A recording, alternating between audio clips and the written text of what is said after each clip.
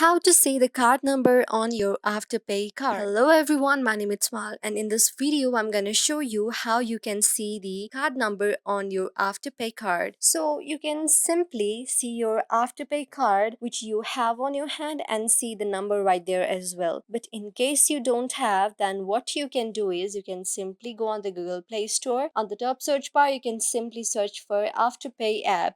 So if it is available in your region and for you, then you can simply install, download on your phone. Other thing is you can simply visit its profile and log into your bank account and enter the card details there. And after that, you can simply see the information of card number right there, and you can also see the card number that way. But if you do that from the application or the website, then you will see the option like card number on the down icon. On the down bar, you can see this is the card right here, and when you tap on this card option, you will see all the informations about card and of course your card number, and also you can purchase and transfer money from here. So this is how you can see it. I hope this video helped you. If you like the video, then please do thumbs up, subscribe, and also comment on the comment section below.